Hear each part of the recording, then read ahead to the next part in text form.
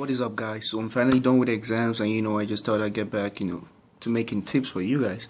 And today what I want to talk about is how to control collisions in FIFA 15.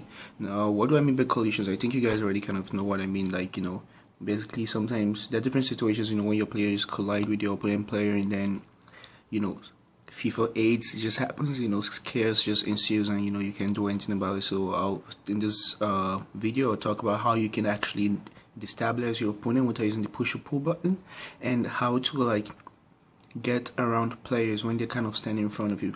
Now I'm gonna talk about how to get around a player first. So let me make an example. Okay, say you make a tackle, right? You push the ball away from the player, but then you're trying to get your player to move and recover that ball, but then the opponent just kind of stands in front of you and you can't do anything there, right? And instead the opponent just goes back and gets the ball. Now in that situation, it's all about the collision mechanics, right? The strength of the player and all the things can play a role as well. But what I've noticed so far is if you tap sprint in that direction, like you're trying to go, say the player is right in front of you, obstructing you from moving. If you tap sprint in that direction you want to go, you would kind of get around the player, kind of twist around the player, as opposed to just holding it down or something. So, and the reason why that is actually more effective than using the push or pull button, is because you can actually cause a foul if you try to use a push and pull button. But with the sprint, you just kind of go around the player and get the ball, or at least nudge him out of the way or something. And that takes me to my next point: how to win the ball without using push and pull button. So now there are certain situations, especially in the 18-yard box, where you want to be careful with the push or pull button, because one wrong move and you're giving away penalty, because penalties are so easy to give away in FIFA 15. It's so annoying, but hey, what are you gonna do? So what I've noticed is sometimes what I do is I run close to the player, and instead of the moment where I'm supposed to press the push or pull button, those kind of instances, you guys will probably know what I'm talking about. Those instances where you have to go for the tackle.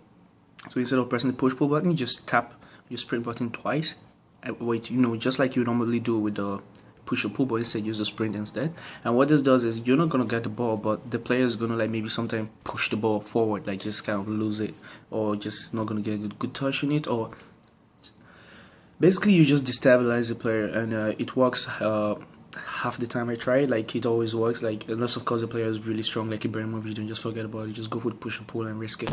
But yeah, there's some situations where you just need to be delicate with the tackle, and that's a very good tip for you. And guys, try it out and let me know how it works for you. And also one more thing, I don't know if I should make another video for this, but I'm just gonna mention it in this video since it's really not that long. When you want to head the ball, if one of you guys asked me in my previous video, I think, so when you want to win headers, I'm talking about scoring, not defending, for example, you want to head the ball. So what I find also is you can use this collision technique as well. So basically you want to push through players and get to a good position for the ball, right? So now it's the same thing, you tap the sprint, but you kind of use your analog, tug your analog a little bit, kind of nudge your players and try to create space for yourself. And when the ball gets close enough and okay, there's really nothing you can do anymore, just hold down sprint, so it kind of maintains your position, and then you just kind of focus on heading the ball and directing your header.